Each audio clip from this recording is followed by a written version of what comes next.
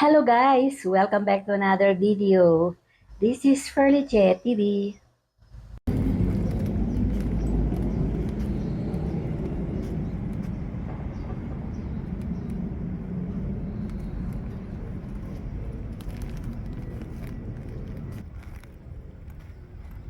Bumili tayo guys ng pang-umagahan.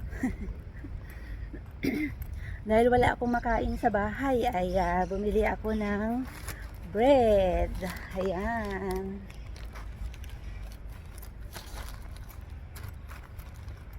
Sa umaga kasi ayaw kong kumain masyado ng kanin. Kasi nga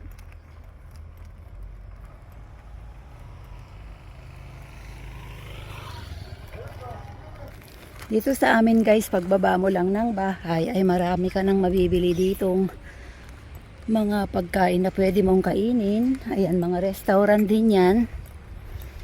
Kung gusto mong kumain ng restaurant. At itong church.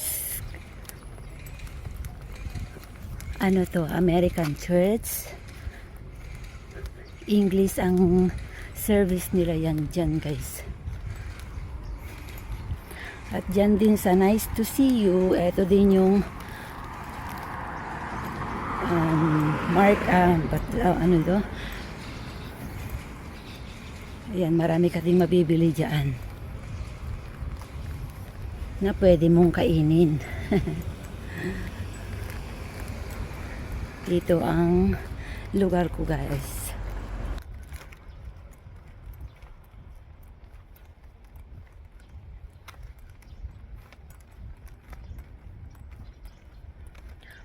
Maaraw siya pero hindi siya kasing init. Kasi may kasama siyang hangin. Kaya presko siya.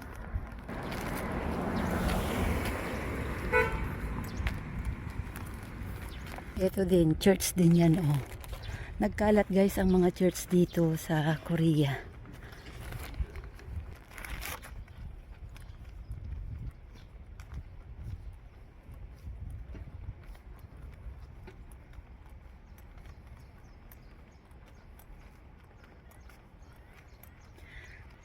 So ayan na guys yung mountain.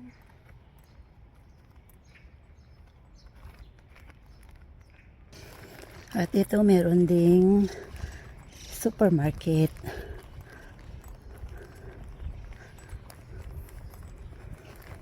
Dito pag maaga pa lang guys ay kinukuha na lahat ng mga basura. Kaya pag magtatapon ka ay yung gabi. Para pag kinaumagahan ay malinis na.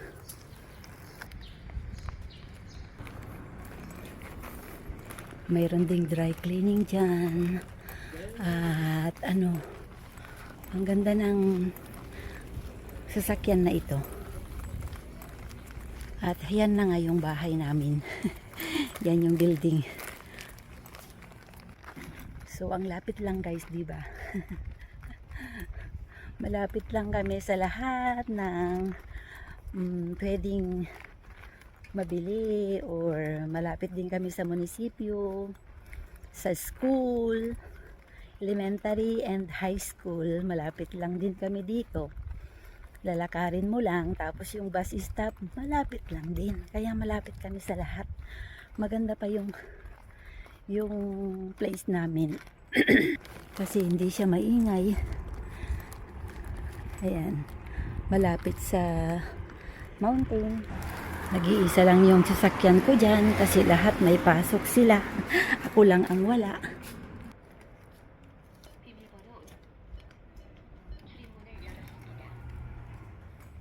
May secret number guys ang main door namin bago ka papasok. At may secret number din ang door namin.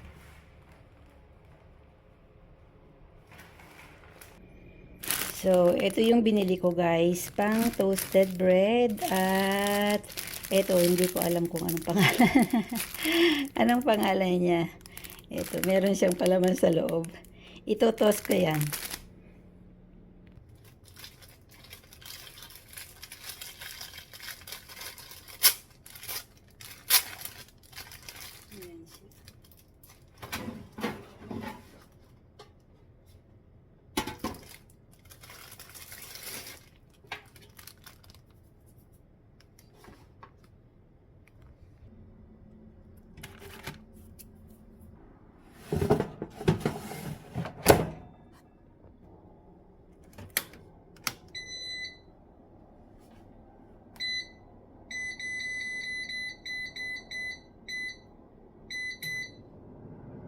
Ayan, tapos na guys. Pinainit lang natin siya.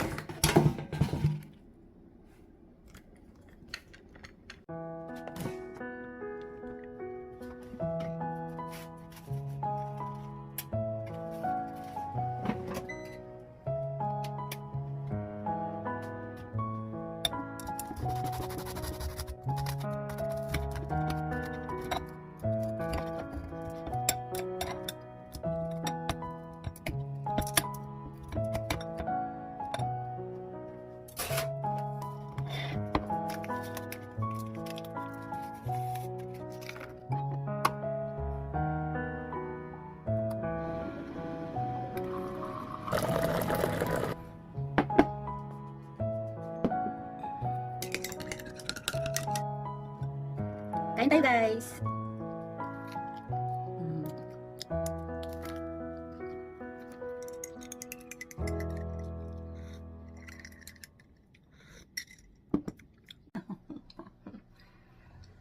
Pagkagising pa lang, maghihilamos na at pupunta sa labas, mag-i-exercise, at pagbalik dito sa bahay at walang makain ay bumibili ako sa labas ng pwede kong kainin dahil malapit lang naman dito sa bahay lahat.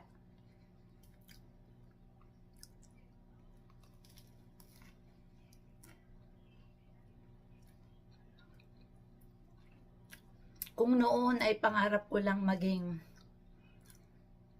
mag-stay ng bahay the whole day. Dahil since na pumunta ako dito guys sa Korea ay naging busy ang buhay ko. Trabaho, bahay lang ako at simbahan.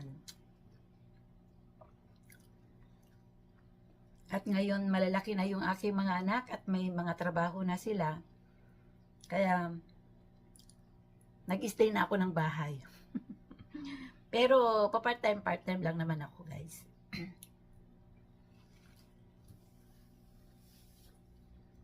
Mahirap ang buhay ko guys. Pero mas mahirap ang buhay ko noon dahil nung mga bata pa yung mga anak ko, kailangan kong kumayod talaga para kumita ng pera para sa kanilang pag-aaral, sa kanilang future, ganun eh.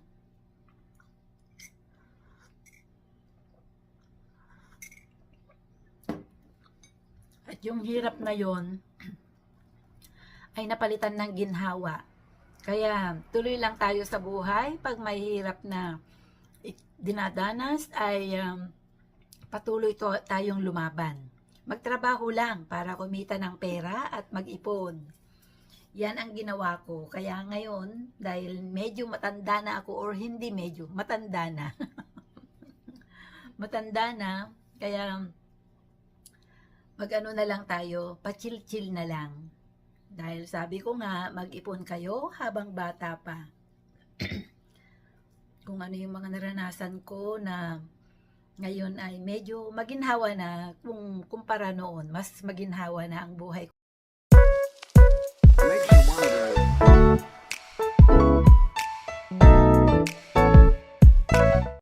Sama kita. Ilagay ko yan sa YouTube. Okay. Okay lang. Oh, may YouTube ka rin pala, no? O, subscribe mo nga ako. Ganda, no? O, yan ako.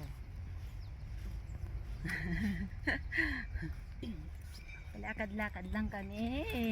Ang ganda na ng katawan niya, oh. Alam mo yan noon, talaga namang baboy na baboy siya. Kaya nga, no? Kung gaano ako kataba, mas mataba ako ngayon. Grabe.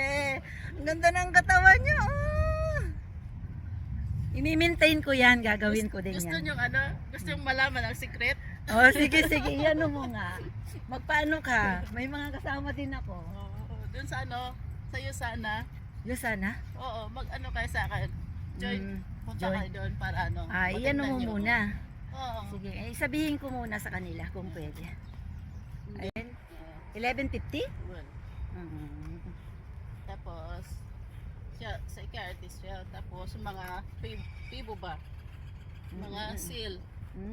Ganda. Yung mga ano isa doon sa Oh, ano natin. maganda siya. Alam niya, oo, alam niya yun. Kaya, Magkano isang session siya parang ano? hindi, free lang yun. Free lang pag Oo, sangdam? sangdam, free lang. Oh, okay. Oo.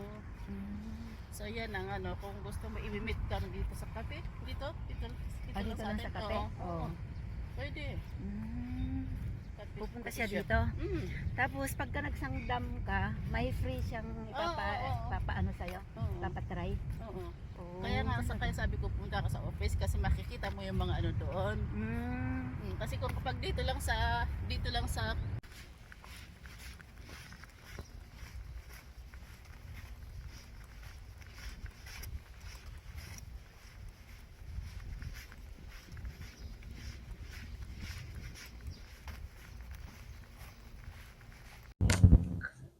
Ayun guys, nandito na tayo sa bahay. Nakapag-exercise na at bumili din ako ng makakain ulit na mga gulay. Ito siya guys. Ayan, dahil kararating ko lang at yan yung aking mga pinamili. Merong asparagus dyan.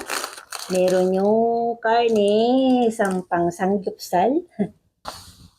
Tanggalin muna natin itong ating sombrero at ipapakita ko sa inyo yung aking mga pinamili.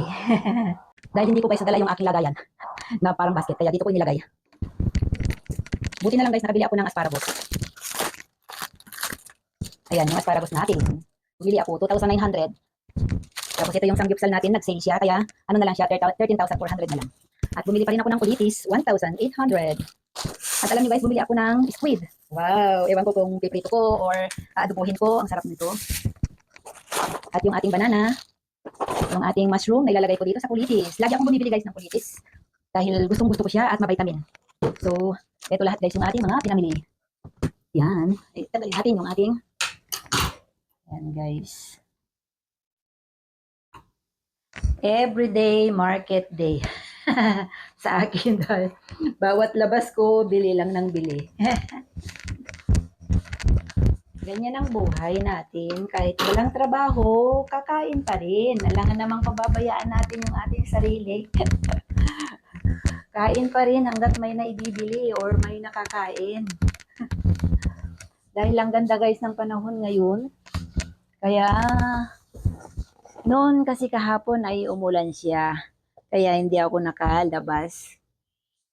Hindi ako nakapaglakad-lakad, pero yung bandang hapon na ay lumabas din ako. Kahit na umuulan. Tara guys, magluluto tayo ng asparagus. Lalagyan ko siya ng bawang. Iluluto ko lamang yan sa bawang guys. At lalagyan ko ng oyster sauce. Alam nyo guys, more on gulay talaga ako. Kaya, ang kakainin ko ay gulay lang. Of course, may kanin. Gulay lang talaga. Wala siyang karne ngayon. Ito lang talagang asparagus. Kasi vitamin yan. So, igigisa na natin siya guys. Diyan ko siya igigisa. Lagyan na natin yung bawang. Ganyan lang kasimple guys. Kasi ang asparagus ay napaka-vitamin.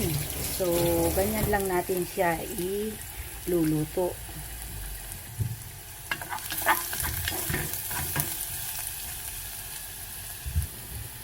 Ayan, tsaka natin ilagay yung asparagus. Ganyan lang kasimple guys.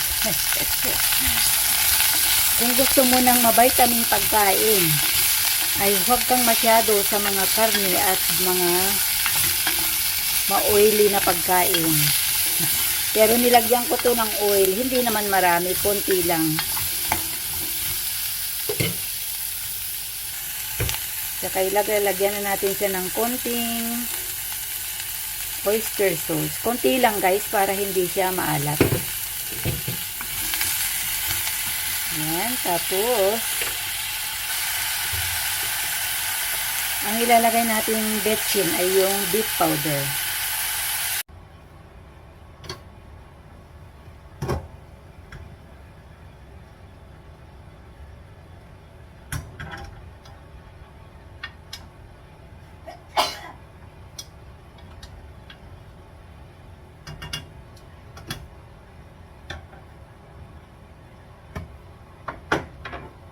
At ito lamang yung aking kakainin dahil gabi na.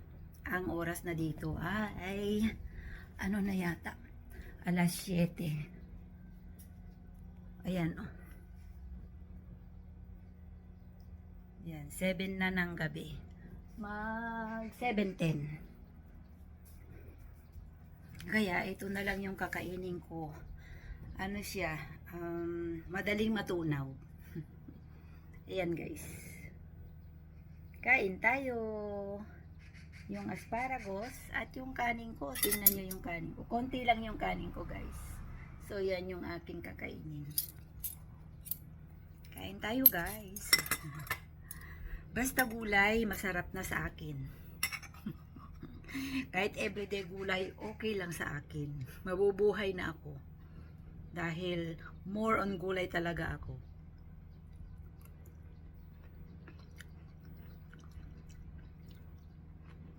Sarap niya. Sarap. Masarap na yan guys. Ang importante, healthy yung mga kinakain mo.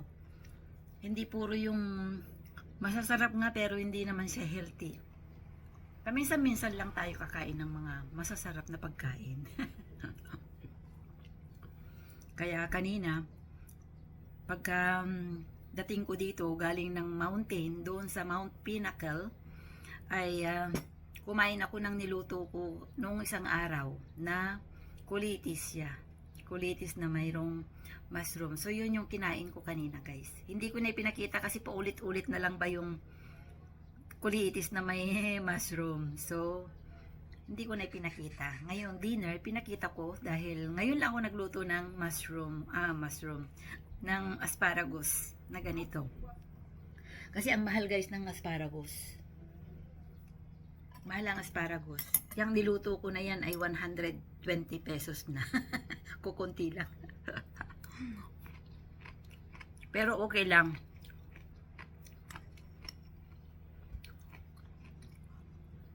Kasi hindi mo naman makakain yung pera eh. Okay guys, thank you for watching. God bless you all.